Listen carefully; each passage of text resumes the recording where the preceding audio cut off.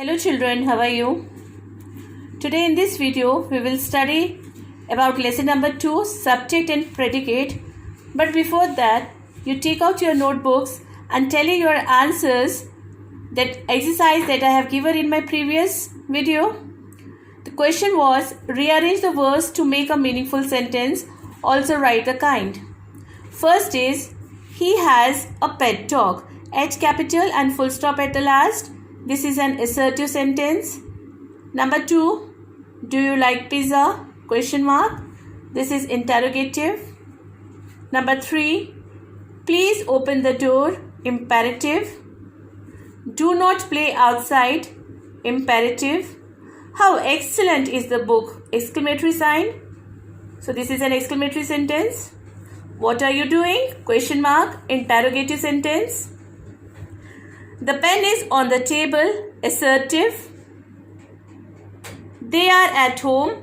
Assertive. Who are these strangers? Question mark. Interrogative. I hope you all might have done your work, your home assignment, and you might have done correctly. Now children, open your book, page number 8. So children, lesson number 2, subject and predicate. In the previous video, we have studied about sentence. In this video, we will study about the two main parts of a sentence. All the sentences are divided into two main parts, subject and predicate. Example, I like to play cricket. This is a sentence, but it is divided into two parts, subject and predicate.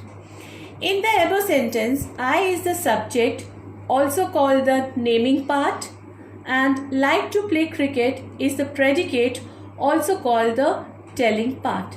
So what is subject? The subject is that part of a sentence about which something is said. So something is said about I. What is said about I? I like to play cricket. Like to play cricket is said about I. So I becomes the subject because something is said about I. So in this sentence, I is the subject and predicate is the part of the sentence which tells something about the subject. Now in this part, like to play tells something about subject I. So this part is predicate. Clear children? I is the subject because something is said about I, and like to play cricket because this part tells something about the subject I. Children, you note these 2 points. Sometimes a sentence is in inverted order, so the subject may come at the end of the sentence. Now look at this example. Subject is placed at the beginning, but look at this example. Out of the woods came a bear. Subject is placed at the end. Why it is placed at the end? Because this is a sentence in an inverted order. So let me explain you this. Came is the verb. What came? Bear. A bear came. So bear is the subject. Here something is said about a bear. Something is said about bear. So bear is the subject. And what is said about bear?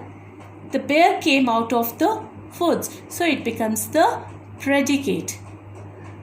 Number 2 point you have to remember, an imperative sentences. You remember imperative sentences? Yes, the sentences that expresses order or request does not have a subject.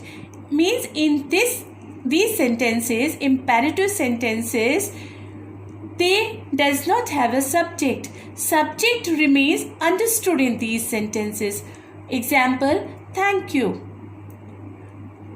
means I thank you, but we don't say I thank you. What we say only thank you. So it is understood. What is the subject here? I thank you. Please open the window. You open the window. Clear children? So today you should note down these write down the definition and learn. Till then, stay home, stay safe, and God bless you all.